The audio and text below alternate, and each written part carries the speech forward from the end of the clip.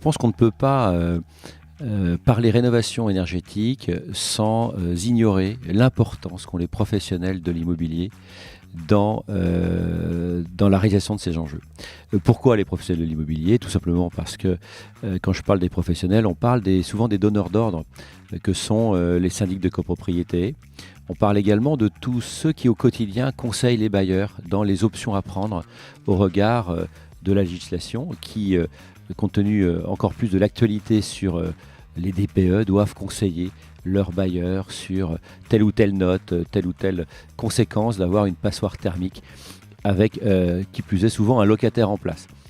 Donc, je vous le rappelle, 38 millions de logements en France, ça c'est le parc immobilier en France, 1 million de passoires thermiques, 30 à 40 000 euros en moyenne par passoire thermique. Donc ça vous donne l'amplitude et la profondeur des enjeux qui vont forcément engager l'ensemble de la filière, de l'industrie de la rénovation et de l'extension, qui va engager tous les recrutements et les formations qu'il va falloir pour animer toute cette industrie qui tout d'un coup va avoir un besoin qui va être décuplé par rapport à l'existant.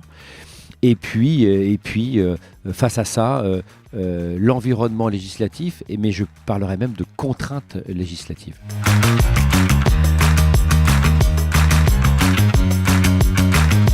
Alors elle est complexe. Elle est complexe parce que nous vivons déjà une situation économique compliquée qui a mis à mal toute l'industrie de la promotion immobilière. Elle est complexe parce que cette crise, elle est à la fois, elle a été conjoncturelle, elle l'est encore un peu conjoncturelle, mais elle est aujourd'hui évidemment structurelle. Donc on a cette double pénalité. Donc on est déjà dans une économie qui atone, alors que c'est en ce moment qu'il faudrait avoir de grosses ressources. Et on a une législation qui est plus punitive que pédagogique. Et donc, il faut des bons signaux. Il faut des signaux qui amènent de la confiance dans l'investissement. Quand je dis ça, je parle du bailleur privé qui aujourd'hui a un doublement de sa taxe foncière, a une surfiscalité sur ses revenus locatifs. Sur Nantes, en l'occurrence, on commence à vouloir parler d'encadrement de loyer. C'est encore des mauvais signes et qui ne vont pas orienter l'investissement vers la pierre, alors qu'on aurait besoin aujourd'hui de finalement distribuer des médailles à ce bailleur qui aujourd'hui accepte encore engager son investissement dans la pierre, finalement au bénéfice du Français qui a besoin de se loger, et qui pourrait tout simplement partir sur un placement en portefeuille vers des sociétés de l'industrie de l'armement et en plus ils bénéficieraient de la flat tax. Donc à un moment il faut aussi accepter la réalité, donner des bons signaux, faire confiance finalement aux Français qui ont toujours confiance dans la pierre, parce que ça reste une vraie valeur refuge.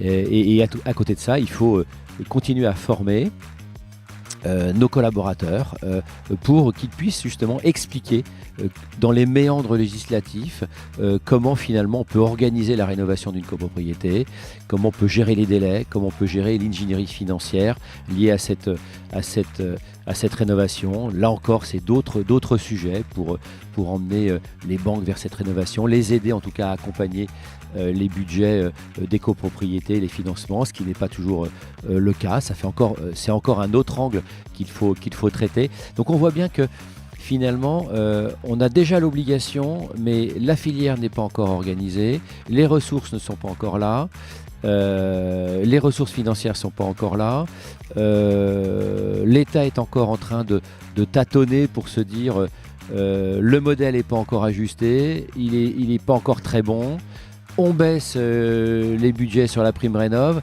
et puis nous, le professionnel, il se retrouve entre le marteau et l'enclume, à essayer de conseiller comme il le peut en fonction de mesures qui changent sans arrêt, avec des obligations qui sont d'actualité.